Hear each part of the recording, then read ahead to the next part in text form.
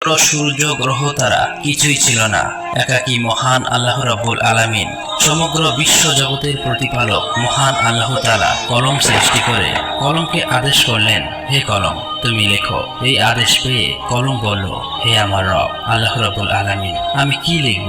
আল্লাহ রাব্বুল আলামিন বলল, তুমি আরশে মুহাল্লায় কলেমা তৈয়বা লেখো। এই আদেশ পেয়ে কলম 400 বছর ধরে লা ইলাহা ইল্লাল্লাহ লিখতে থাকলো।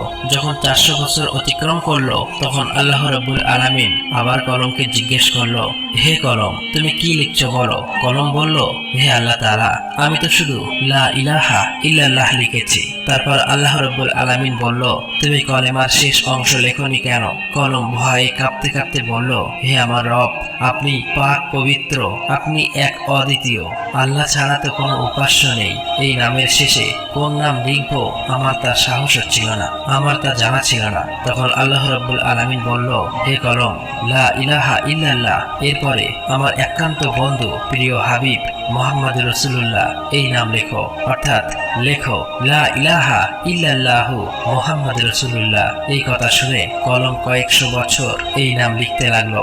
অতঃপর মহান রব্বুল আলামিন আরশে মুহাল্লার উপর বিশাল বিশাল স্তম্ভ সৃষ্টি করলেন এবং সেগুলি 7 তবক জমিন আসমানের ভিতর পুঁতে রাখলেন। তাফসীর কারকরা উল্লেখ করেছেন যে একটি স্তম্ভ থেকে আর এক স্তম্ভের দূরত্ব 700 বছরের পথ। তারপর আল্লাহ তাআলা আরশ সৃষ্টি করলেন এবং এই আরশ বহন করার জন্য সামান্য কয়েক মুহূর্তে 4 জন ফেরেশতা সৃষ্টি করলেন এবং তাদেরকে আল্লাহ রাব্বুল আলামিন বললেন, হে আমার ফেরেশতারা, তোমরা আরশ বহন করো। এই নির্দেশ পাওয়া মাত্র 4 জন ফেরেশতা আরশ বহন করার জন্য প্রস্তুত হলো, কিন্তু কোনো মতেই তারা সক্ষম হলো না। তখন আল্লাহ তাআলা ফেরেশতাদের একটি দোয়া শিখিয়ে দিলেন। দোয়াটি হলো সুবহানাল্লাহ, আলহামদুলিল্লাহ, ওয়ালা ইলাহা ইল্লাল্লাহু, আল্লাহু আকবার। এই দোয়া পড়ার সাথে সাথেই ফেরেশতারা আরশ ওঠাতে সক্ষম হলো। আর তখনই আল্লাহ রাব্বুল আলামিনের কুদরতে অনেকগুলো ফেরেশতা সৃষ্টি করলেন এবং তারা সকলেই আল্লাহর গুণগান এবং প্রশংসা করতে লাগলো। অতঃপর আল্লাহ রাব্বুল আলামিন তার মহান কুদরতে মাওআরিদ প্রস্তুত করলেন এবং সেখানে লাল ইয়াকুত দিয়ে লাওহে মাহফুজ সৃষ্টি করলেন এবং সেটি আরশের নিচে রেখে দিলেন। অতঃপর আল্লাহ তাআলা কলমকে নির্দেশ দিলেন, হে কলম, এই অপূর্ব সৃষ্টি ও জ্ঞান এবং কিয়ামত পর্যন্ত সৃষ্টি জগতে যা কিছু ঘটবে তা তুমি এই লাওহে মাহফুজে লিপিবদ্ধ করো। মহান আল্লাহর এই নির্দেশ পেয়ে কলম বিসমিল্লাহির রহমানির রহিম লিখে শুরু করলেন। একমাত্র আল্লাহ এই সৃষ্টি জগতের স্রষ্টা, আল্লাহ ছাড়া কোনো উপাস্য নাই, তিনি এক ও অদ্বিতীয়। তারপর আল্লাহ রাব্বুল আলামিন কলমকে আবার নির্দেশ দিলেন, হে কলম, আদি মানব থেকে 1,24,000 পয়গম্বরের সমস্ত তথ্য লাওহে মাহফুজে লিপিবদ্ধ করো। অতএব কলম এই আদেশ পেয়ে সমস্ত সৃষ্টি জগতের সবকিছুই লিপিবদ্ধ করলো। অতঃপর মহান আল্লাহ তাআলা ইয়াকুতের দিকে দৃষ্টিপাত করতেই ইয়াকুত একেবারে ভয়ে বিকলিত হয়ে পানিতে পরিণত হলো এবং আল্লাহর অসীম কুদরতে হাওয়া সৃষ্টি হলো। মহান রব্বুল আলামিন তাদের উত্তর, দক্ষিণ, পূর্ব, পশ্চিম দিকে পাঠিয়ে দিয়ে বললেন, তোমরা দ্রুত বেগে প্রবাহিত হয়ে পানিতে তরঙ্গ তুলে ফেনা সৃষ্টি করো। সাথে সাথে আল্লাহর নির্দেশ পালন করলো। অতএব পানির উপরে ফেনা জমে এই ফেনা সমূহের পরস্পরের সংঘর্ষের ফলে আল্লাহর হুকুমে আগুন সৃষ্টি হলো। কিছুক্ষণের মধ্যেই ওই আগুন থেকে ধোঁয়া নির্গত হলো। অতঃপর আল্লাহ তাআলার কুরসি পানির মধ্যখানে বিরাজ করতে লাগলো। আল্লাহ রাব্বুল আলামিন এই ধোঁয়াকে 7 ভাগে বিভক্ত করলেন। এর প্রথম ভাগ দিয়ে পানি, দ্বিতীয় ভাগ দিয়ে তামা, তৃতীয় ভাগ দিয়ে লোহা, চতুর্থ ভাগ দিয়ে রূপা, পঞ্চম ভাগ দিয়ে সোনা, ষষ্ঠ ভাগ দিয়ে মাওয়ারিদ, সপ্তম ভাগ দিয়ে ইয়াকুত সৃষ্টি করলো। এরপর মহান আল্লাহ তাআলা তার নিজ কুদরতে পানি দ্বারা প্রথম আসমান, তামা দ্বারা দ্বিতীয় আসমান, লোহা দিয়ে তৃতীয় আসমান, রূপা দিয়ে চতুর্থ আসমান, স্বর্ণ দিয়ে পঞ্চম আসমান, মাওয়ারিদ দিয়ে ষষ্ঠ আসমান এবং ইয়াকুত দিয়ে সপ্তম আসমান সৃষ্টি করলেন। এই এক আসমান থেকে আরেকটি আসমানের দূরত্ব প্রায় 500 বছরের পর। তারপর আল্লাহ তাআলার কুদরতে পানি থেকে সোনায় রূপান্তরিত হওয়া বস্তু একটি লাল বর্ণ আকারের মাটির রূপ ধারণ করলো। তখন আল্লাহ রাব্বুল আলামিন চার ফেরেশতা হযরত জিবরাইল আলাইহিস সালাম, হযরত মিকাইল আলাইহিস সালাম, হযরত ইসরাফিল আলাইহিস সালাম, হযরত আজরাইল আলাইহিস সালাম ফেরেশতাকে চারদিক থেকে টানতে বললেন। আল্লাহর নির্দেশ পেয়ে তারা সেই আদেশ পালন করলো এবং সাথে সাথেই সুবিস্তৃত জমিনের রূপ ধারণ করলো। অতঃপর আল্লাহ রাব্বুল আলামিন মাত্র 6 দিনে আসমান, জমিন, চন্দ্র, সূর্য, গ্রহ, তারা এই বিশ্ব জগৎ সমূহের যা কিছু আছে সমস্ত কিছু সৃষ্টি করলেন। তারপর সহস্র বছর পর আল্লাহ রাব্বুল আলামিন ধোঁয়াবিহীন অগ্নি সৃষ্টি করে তা থেকে জিনজাতি সৃষ্টি করলেন। জিনজাতির মধ্য থেকে একজন নবী পাঠান, তার নাম ইউসুফ। আল্লাহ তাআলা সেই নবীকে শরিয়াতের বিধি বিধান শিক্ষা দেন এবং তাদের দুনিয়ায় প্রেরণ করেন। এভাবেই চলছিল জিনদের জীবন। কিন্তু বহু বছর পর আল্লাহর বিধিবিধান ভুলে সমস্ত জিনের দল পথভ্রষ্ট হয়ে পাপাচারে লিপ্ত হলো। তখন ইউসুফ নামের ওই জিন সকলের উদ্দেশ্যে বলল, হে সকল জিনের দল, তোমরা আল্লাহকে ভয় করো, পাপাচার থেকে ফিরে এসো। তোমরা কি ভুলে গেছো আল্লাহ এক, অদ্বিতীয়, আল্লাহ ছাড়া কোনো উপাস্য নেই? অতএব তোমরা তওবা করে সৎ পথে ফিরে এসো এবং আল্লাহর বিধিবিধান মেনে চলো। কিন্তু এই সকল জিনের দল তার কথা শুনল না, সকলেই মিলে তাকে হত্যা করলো। এদিকে সকল ফেরেশতারা বলতে লাগলো, হে আল্লাহ, জিনদের দল দুনিয়াতে পাপাচারে লিপ্ত হয়ে ফাসাদ সৃষ্টি করছে এবং হত্যা করছে। আল্লাহ রাব্বুল আলামিন অসীম দয়ালু, আল্লাহর দয়া সীমাহীন। ফেরেশতাদের এই কথা শোনার পর তিনি জিনদের পাপের শাস্তি প্রদান না করে পুনরায় একজন পয়গম্বর পাঠালেন, কিন্তু তিনি সফল হতে পারলেন না। মাত্র কিছু সংখ্যক জিন তার হেদায়েত মেনে সৎ পথে প্রত্যাবর্তন করলো আর সকলেই পথভ্রষ্ট হয়ে গেল। এভাবে প্রায় 36,000 বছর সময়ের মধ্যে জিনরা বহু সংখ্যক পয়গম্বরকে হত্যা করে ফেললো। অতঃপর আল্লাহ রাব্বুল আলামিন ফেরেশতাদের বলল, তোমরা যাও, যারা পাপাচারে লিপ্ত তাদেরকে শাস্তি প্রদান করো। আল্লাহ রাব্বুল আলামিনের এই নির্দেশ পেয়ে ফেরেশতারা কোটি কোটি জিনদের শাস্তি প্রদান করলো। কেবলমাত্র যে সকল ঈমানদার জিন পাপী জিনদের ভয়ে বনে, জঙ্গলে, পাহাড়, পর্বতে, গুহায় বসে আল্লাহর ইবাদতে মগ্ন ছিল, তারাই ফেরেশতাদের হাত থেকে রক্ষা পেল। ওই সময় ফেরেশতারা লক্ষ্য করে দেখল একটি কম বয়স্ক সুন্দর বালক জিন একাকী দাঁড়িয়ে আছে। তার নাম ইবলিস। তাকে দেখে ফেরেশতাদের অন্তরে দয়া মায়া উদয় হলো। তখন ফেরেশতারা বলল, হে আমার রব, হে মাবুদ, এই বালক জিনটি অসহায়, তার প্রতি আমাদের অনেক মায়া লাগছে। আমরা কি একে নিয়ে আসমানে লালন পালন করব? ফেরেশতাদের অনুরোধে আল্লাহ রাব্বুল আলামিন তাকে আসমানে নিয়ে আসতে অনুমতি দিলেন। ইবলিস ছিল তীক্ষ্ণ, স্মৃতিশক্তি সম্পন্ন। সে একবার যা শুনতো চিরদিনের জন্য তা মনে রাখত। এদিকে যে সকল জিন বেঁচে গিয়েছিল তাদের বংশবৃদ্ধি পেয়ে আবার জিনদের দ্বারা এই জগৎ পরিপূর্ণ হয়ে উঠল। এদিকে ফেরেশতারা ইবলিসকে প্রথম আসমানে নিয়ে আসলো। সেখানে এসে ফেরেশতারা আল্লাহর ইবাদত বান্দাগির সমস্ত নিয়ম কানুন শিখিয়ে দিলেন। ইবলিস খুবই অল্প সময়ে এই শিক্ষা লাভ করে দীর্ঘ 1000 বছর প্রথম আসমানে আল্লাহর ইবাদত করল। ইবলিসের আল্লাহর প্রতি ইবাদতের একাগ্রতা ও নিষ্ঠা দেখে অবাক হয়ে ফেরেশতারা বলতে লাগলো, আমরা কেবলমাত্র আল্লাহর ইবাদতের জন্যই সৃষ্টি হয়েছি। একমাত্র ইবাদতেই আমাদের শিক্ষা, ধ্যান, দীক্ষা সবকিছুই। কিন্তু কি আশ্চর্য ব্যাপার, ইবলিস আমাদের কাছে ইবাদতের নিয়ম কানুন শিখে সে যে ইবাদত করছে তার তুলনায় আমরা কিছুই না।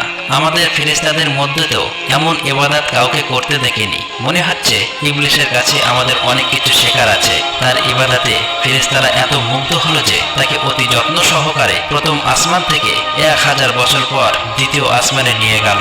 দ্বিতীয় আসমানে এসে তার চেয়েও বেশি পরিমাণে ইবাদতে মাশগুল হলো।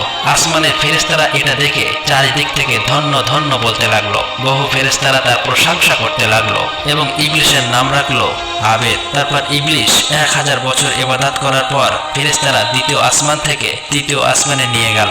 সেখানে এসে আরো বেশি পরিমাণে পরম একাগ্রতা মনোযোগের সাথে আল্লাহর ইবাদতে মগ্ন হলো। এটা দেখে সেখানকার ফেরেশতারা তার ইবাদতে মুগ্ধ হয়ে ইবলিসের নাম রাখলো ওলি। এভাবেই প্রত্যেক আসমানে ইবলিস 1000 বছর ইবাদত করলো। অবশেষে সপ্তম আসমানে উপনীত হয়ে পরম সুখে শান্তিতে বসবাস শুরু করলো।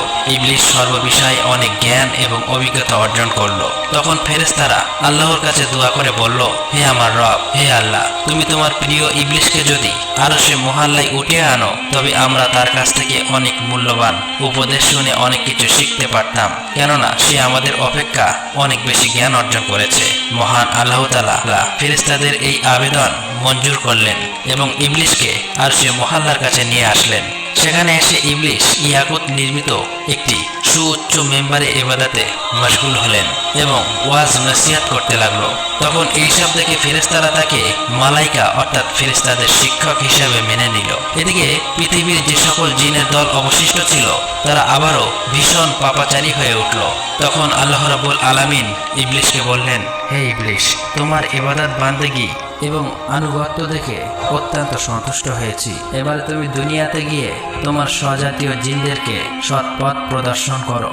আল্লাহ রাব্বুল আলামিনের এই নির্দেশ পেয়ে ইবলিশ বলল, হে মাবুদ, হে আল্লাহ, আপনার নির্দেশ আমি অবশ্যই পালন করব, কিন্তু আল্লাহ আমাকে এমন একটি ক্ষমতা দিন আমি যেন সারাদিন দুনিয়াতে জিনদের শিক্ষাদান করার পর আবার যেন সন্ধ্যায় এখানে ফিরে আসতে পারি এবং আপনার ইবাদতে মশগুল থাকতে পারি। আল্লাহ রাব্বুল আলামিন ইবলিশের এই আবেদন কবুল করলেন। অতঃপর ইবলিশ অত্যন্ত আনন্দিত চিত্তে দুনিয়াতে নেমে আসলো এবং জিনদেরকে বলতে লাগলো, হে জিনের দল, তোমরা কি ভুলে গেছো সেই আযাবের কথা? এখনো সময় আছে, আল্লাহর পথে ফিরে এসো। আল্লাহ ছাড়া কোনো উপাস্য নেই, পাপ কাজ ছেড়ে দিয়ে সৎ পথে ফিরে এসো। এইভাবে বহুদিন পর্যন্ত তাদেরকে হেদায়েত করতে লাগলেন, কিন্তু একাধারে বহুদিন পর্যন্ত সে অপ্রাণ চেষ্টা করেও পরিশ্রম করা সত্ত্বেও সামান্য কিছু সংখ্যক জিন ছাড়া প্রায় সকলেই ইবলিশের বিরুদ্ধাচরণ করতে লাগলো এবং ভীষণ পাপাচারে লিপ্ত হয়ে গেল। তখন ইবলিশ আল্লাহর দরবারে দোয়া করলেন, হে মাবুদ, হে আল্লাহ, আপনি আমাকে ক্ষমতা দিন যাতে এই অবাধ্য জিনদেরকে আমি সমূলে ধ্বংস করতে পারি। আল্লাহ রাব্বুল আলামিন ইবলিশের এই দোয়া কবুল করলেন এবং জিনদেরকে ধ্বংস করার জন্য অগণিত ফেরেশতা দুনিয়ায় প্রেরণ করলেন। ফেরেশতাদের সাথে ইবলিশও ছিল। অতএব ফেরেশতা ও ইবলিশের আগমনের পর দুনিয়ায় সমস্ত পাপাচারী জিন একে একে প্রাণ হারালো। দুনিয়ার কার্য শেষ করে পুনরায় ইবলিশ একাগ্র চিত্তে আল্লাহর ইবাদতে মশগুল হলো।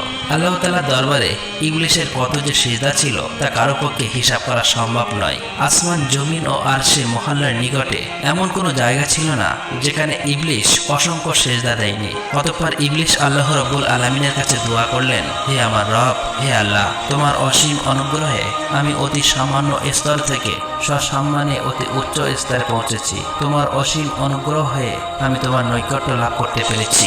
এখন আমার মনের একান্ত বাসনা হলো তোমার পবিত্র লাহে মাহফুজ যদি একবার দর্শন করাতেন, আল্লাহ গো, জীবন ধন্য সার্থক হয়ে যেত। তুমি দয়া করে অনুগ্রহ করে আমার এই আকাঙ্ক্ষা পূর্ণ করো। মিকাইল ফেরেশতা এই নির্দেশ পাওয়ার সাথে সাথে ইবলিশকে নিয়ে লাহে মাহফুজের নিকট নিয়ে গেল। ইবলিশ আল্লাহর অপূর্ব সৃষ্টি লাহে মাহফুজের দিকে এক দৃষ্টিতে চেয়ে দোয়া পাঠ করতে লাগলো। হঠাৎ এক স্থানে চোখ পড়লো আর সেখানে লেখা আছে, আল্লাহর এক বান্দা 6 লক্ষ বছর পর্যন্ত আল্লাহর ইবাদত করবে, কিন্তু মহান আল্লাহর একটি আদেশ অমান্য করায় সে জান্নাত থেকে বিতাড়িত হবে, আর ওই বান্দা আসমান ও জমিনের মালায়ন বা অভিশপ্ত নামে পরিচিত হবে। এটা দেখার পর ইবলিশ কেঁদে ফেললো এবং সেজদায় লুটিয়ে পড়লো। তাফসীরকারকদের মতে ইবলিশ এই সেজদা 6000 বছর অতিবাহিত করেছিল। 6000 বছর পর ইবলিশ মাথা তুলে দেখতে পেল তার সিজদার জায়গায় লিখিত রয়েছে, লাআনাতুল্লাহি আলা ইবলিশ, ইবলিশের উপরে আল্লাহর অভিশাপ বর্ষিত হোক। এটা দেখে ইবলিশ আল্লাহর কাছে দোয়া করলো, হে আমার রব, এই ইবলিশকে আমি তাকে যথাযথ শিক্ষা দান করি। তার জবাবে মহান আল্লাহ তাআলা বললেন, অচিরেই তুমি তাকে দেখতে পাবে। এই কথা শুনে ইবলিশ সেখানে দাঁড়িয়ে 1000 বছর পর্যন্ত পাঠ করলো, লাআনাতুল্লাহি আলা ইবলিশ, অর্থাৎ ইবলিশের উপর আল্লাহর লানত বর্ষিত হোক। এখানে উল্লেখ করা প্রয়োজন, তখন ইবলিশ এই নামে পরিচিত হয়নি। এরপর আল্লাহ রাব্বুল আলামিন ইবলিশকে বললেন, হে ইবলিশ, বলো তো, যে বান্দা আমার অশেষ অনুগ্রহ লাভ করার পরেও আমার হুকুম অমান্য করবে তার কেমন শাস্তি হওয়া উচিত? জবাবে ইবলিশ বলল, হে আমার রব, মহান আল্লাহ রাব্বুল আলামিন এমন অকৃতজ্ঞ ব্যক্তির কঠিন শাস্তি এবং অভিশাপ বর্ষিত হওয়া উচিত। তখন আল্লাহ রাব্বুল আলামিন বললেন, তোমার এই কথাটা এক টুকরো তক্তিতে লিখে তোমার কাছেই রেখে দাও, পরে তা কাজে আসতে পারে। অতঃপর এই ঘটনার বেশ কিছুদিন পর হঠাৎ একদিন ইবলিশ মনে মনে ভাবতে লাগলো, এখন ফেরেশতাদের জগতে, জিনের জগতে এমন কোনো ফেরেশতা ও জিন নেই যে আমার চেয়ে বেশি শিক্ষা লাভ করেছে। এখন ফেরেশতাদের থেকে আমার প্রভাব অতুলনীয়।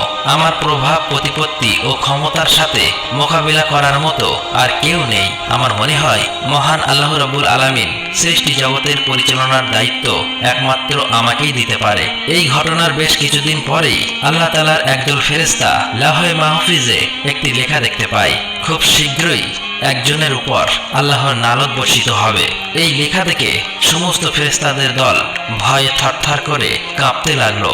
তারা বলতে লাগলো, না জানি কে ওই হতভাগা যার উপরে এই দুর্ভাগ্য নেমে আসবে। সকল ফেরেশতারা দুশ্চিন্তায় পেরেশানি হয়ে কাঁদতে কাঁদতে তাদের ওস্তাদ ইবলিসের নিকট হাজির হলো। ইবলিস তাদেরকে দেখে বলল, কি ব্যাপার, তোমরা সবাই এমন করে কান্না করছো কেন?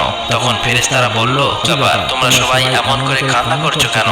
তখন ফেরেশতারা বলল, ওস্তাদ, লাওহে মাহফুজের ওখানে লেখা আছে একজনের উপর আল্লাহর নালত বর্ষিত হবে। আমরা এই চিন্তায় এবং ভয়ে কান্না করছি। ওস্তাদ, আপনি আমাদের জন্য দোয়া করুন যাতে আমরা আল্লাহর নালত থেকে রক্ষা পেতে পারি। ইবলিস ফেরেশতাদের এই সমস্ত কথা শোনার পর মুচকি হেসে আল্লাহ তাআলার দরবারে দোয়া করলো, হে আমার রব, হে দয়াময় আল্লাহ তাআলা, তুমি এই ফেরেশতাদের কারোর উপর লানত দিও না। আল্লাহ রাব্বুল আলামিন সাথে সাথে ইবলিসের এই দোয়া কবুল করলেন। অতঃপর এর কিছুদিন পর একদিন ইবলিস আরশে মুআল্লার একখানা কাঠির উপরে উজ্জ্বল নূরের হরফে একটি লেখা দেখতে পায়। সেখানে লেখা ছিল, আউযু বিল্লাহি মিনাশ শাইতানির রাজিম, অর্থাৎ বিতাড়িত শয়তান হতে আল্লাহ তাআলার নিকট সাহায্য প্রার্থনা করছি। এই লেখা দেখার পর ইবলিস অত্যন্ত বিস্মিত হয়ে আল্লাহর নিকটে জিজ্ঞাসা করলো, হে আমার রব, কে সেই পাপিষ্ঠ শয়তান যাহা থেকে রক্ষা পাবার জন্য তোমার কাছে প্রার্থনা করার কথা লেখা আছে? আল্লাহ রাব্বুল আলামিন বললেন, অতি শীঘ্রই তুমি তাকে চিনতে পারবে। এদিকে বিপর্যয় সৃষ্টিকারী জিনদের থেকে জগৎকে মুক্ত করার পর আল্লাহ রাব্বুল আলামিন ঘোষণা করলো, হে আমার ফেরেশতারা, জমিনে আমার এক নতুন খলিফা সৃষ্টি করব। এই ঘোষণা শোনার পর সমস্ত ফেরেশতার দল আল্লাহ তাআলার কাছে বললেন, হে আমার রব, হে দয়াময় আল্লাহ, আপনি কি এমন প্রতিনিধি সৃষ্টি করতে চান যে জমিনে ফাসাদ রাহাজানি সৃষ্টি করবে? এর আগে যেমনটা হয়েছিল, আমরা তো আপনার পবিত্রতা ও প্রশংসা করি। তখন আল্লাহ রাব্বুল আলামিন বললেন, নিশ্চয়ই আমি যা জানি তোমরা তা জানো না। অতঃপর আল্লাহ রাব্বুল আলামিন জিবরাইল আলাইহিস সালামকে আদেশ দিলেন, হে জিবরাইল, তুমি যাও, জমিনের উপরিভাগ থেকে এক মুষ্টি মাটি নিয়ে আসো। জিবরাইল আলাইহিস সালাম এই নির্দেশ পেয়ে তখনই জমিনে নেমে আসলো। যেখানে বর্তমানে কাবা উপস্থিত, সেখানেই সর্বপ্রথম এক মুষ্টি মাটি নিতে চাইলো। কিন্তু জমিন বলে উঠলো, হে জিবরাইল, আমার নিকট থেকে মাটি নিও না। এই মাটি থেকে আল্লাহ রাব্বুল আলামিন তার যে খলিফা বা প্রতিনিধি সৃষ্টি করবেন, তাদের সন্তান সন্ততি শাস্তিযোগ্য হবে। আমি অসহায় মাটি, আল্লাহর শাস্তি ভোগ করার শক্তি আমার নেই। এই কথা শোনার পর হযরত জিবরাইল আলাইহিস সালাম মাটি না নিয়ে ফিরে আসলেন। এরপর একে একে মিকাইল, ইসরাফিল সকল ফেরেশতাকে মাটি আনার জন্য সেখানে পাঠানো হলো, কিন্তু তারা সবাই এভাবে মাটি না নিয়ে ফিরে আসলো।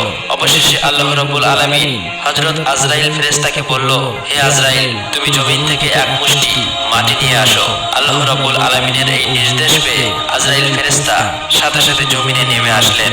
অতঃপর জমিন আগের মতো আল্লাহর কসম করে মাটি নিতে নিষেধ করলেন। তখন আজরাইল ফেরেশতা বললেন, হে জমিন, তুমি যার কসম দিচ্ছ, আমি সেই মহান আল্লাহর নির্দেশে এখানে এসেছি। আমি সেই মহান আল্লাহ তাআলার আদেশ অমান্য করতে পারবো না। অতএব এক মুষ্টি মাটি নিয়েই যাব। এই কথা বলার পর আজরাইল ফেরেশতা এক মুষ্টি মাটি নিয়ে উর্দু জগতে চলে গেলেন। আল্লাহর দরবারে এসে বললেন, হে আল্লাহ, আপনি মহান জ্ঞানী, এই জগৎ সমূহের প্রতিপালক, আপনার আদেশ আমি পালন করেছি। তখন আল্লাহ রাব্বুল আলামিন বললেন, হে আজরাইল, এই মাটি হতে জমিনে এক খলিফা সৃষ্টি করব এবং তার জান কবজ করার দায়িত্ব তোমাকেই দেব। তখন আজরাইল ফেরেশতা বললেন, হে আমার রব, হে মহান আল্লাহ তাআলা, আপনি যদি এই দায়িত্ব আমাকে দেন, তাহলে আপনার বান্দারা আমাকে দুশমন ভাববে। তখন আল্লাহ রাব্বুল আলামিন বললেন, হে আজরাইল, প্রত্যেক বান্দা তার মৃত্যুবরণ করার আগে একটি ওসিলা তৈরি হবে, ফলে কেউ তোমাকে দুশমন ভাববে না। অতঃপর আল্লাহ রাব্বুল আলামিনের নির্দেশে ফেরেশতারা ওই এক মুষ্টি মাটিকে তাইফ ও মক্কা শরীফের মাঝখানে রেখে দেন। তখন আল্লাহর রহমতের বৃষ্টি তার উপর বর্ষিত হয়। এভাবে 2 বছর সেই মাটি বৃষ্টিতে ভিজে কাদায় পরিণত হলো। 6ষ্ঠ বছরের শুকনো মাটিতে রূপান্তরিত হলো এবং 8ম বছরে হযরত আদম আলাইহিস সালামের আকৃতি সৃষ্টি হলো। অতঃপর একদিন ইবলিস ৭০,০০০ ফেরেশতার সাথে নিয়ে হযরত আদম আলাইহিস সালামের নিকটে এসে দেখে তার দেহপিঞ্জর মাটিতে পড়ে রয়েছে। এ সময় ইবলিস তার প্রতি অসম্মানের দৃষ্টিতে দেখে। তারপর অন্য একদিন ফেরেশতারা ইবলিসকে বললেন, আল্লাহ রাব্বুল আলামিন এই মাটি হতে প্রতিনিধি সৃষ্টি করবে। তখন ইবলিস বলল, একথা সত্য, তবে আল্লাহ তাআলা যদি আমার অধীনে করে দেয় তাহলে আমি তাকে ধ্বংস করে ফেলবো, আর আমাকে তার অধীনস্থ করে দিলে আমি তার অধীনতা স্বীকার করব না। এই ঘটনার ৪০ দিন পর হযরত আদম আলাইহিস সালামের রূহ সৃষ্টি করা হয়। অতঃপর আল্লাহ রাব্বুল আলামিন সকল ফেরেশতাকে বলল, হে ফেরেশতারা, তোমরা সকলেই আদমকে সিজদা করো। সকল ফেরেশতারা হযরত আদম আলাইহিস সালামকে সিজদা করলো, কিন্তু ইবলিস সিজদা করলো না। তখন আল্লাহ রাব্বুল আলামিন বললেন, হে ইবলিস, যাকে আপন হাতে সৃষ্টি করা হয়েছে তাকে সিজদা করতে কিসে তোমাকে বাধা দিল? এটা তো তুমি অহংকার করলে। তখন ইবলিস বলল, আমি তার চেয়েও শ্রেষ্ঠ। হে আল্লাহ, আপনি আমাকে আগুন দিয়ে সৃষ্টি করেছেন আর তাকে মাটি দিয়ে সৃষ্টি করেছেন। তখন আল্লাহ রাব্বুল আলামিন বললেন, হে ইবলিস, এখান থেকে বেরিয়ে যাও, কারণ এখন তুই অভিশপ্ত হয়েছিস, তোর উপর কিয়ামত পর্যন্ত লানত থাকলো। তখন ইবলিস শয়তান বলল, হে আল্লাহ, এই আদমের জন্যই আমি আপনার দরবার থেকে বিতাড়িত অভিশপ্ত হয়েছি, এটা আমার দুর্ভাগ্য। তখন আল্লাহ রাব্বুল আলামিন বললেন, হে ইবলিস, সেই লেখা তকতির দিকে চেয়ে দেখো কি লেখা আছে। ইবলিস সেদিকে দৃষ্টি করতেই দেখলো সেখানে লেখা আছে, আল্লাহর এক বান্দা আল্লাহর নির্দেশ অমান্য করবে আর তার শাস্তি হচ্ছে আল্লাহর লানত, অর্থাৎ আল্লাহর রহমত থেকে বঞ্চিত হয়ে যাবে। এই লেখা পাঠ করার পর ইবলিস অত্যন্ত নিরাশ ও লজ্জিত হয়ে বললেন, হে আমার রব, আমাকে অবকাশ দিন সেই কিয়ামত দিবস পর্যন্ত। আমার দ্বিতীয় আবেদন হলো, আমাকে আদম সন্তানের মস্তিষ্কের ভিতরে প্রবেশের সুযোগ দিন আর আমাকে তাদের দৃষ্টির অন্তরালে রাখুন, যেন আমি তাদেরকে সবসময় ধোঁকা দিতে পারি। আপনার ইজ্জতের কসম, আমি তাদের সবাইকে পথভ্রষ্ট করব।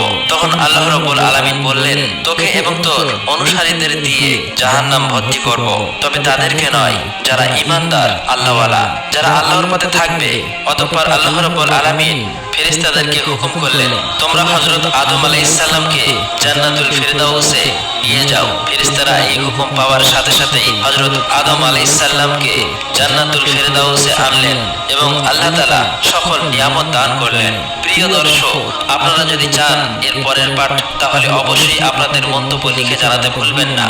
আর আমরা সকলেই যেন শয়তানের ধোঁকা থেকে বেঁচে থাকি, অর্থাৎ আমরা সকলেই যেন অসৎ এবং খারাপ পথ বর্জন করে আল্লাহর দেখানো পথেই চলতে পারি। আল্লাহ রাব্বুল আলামিন আমাদের সকলকে এই তৌফিক দান করুন। আমিন। আসসালামু আলাইকুম।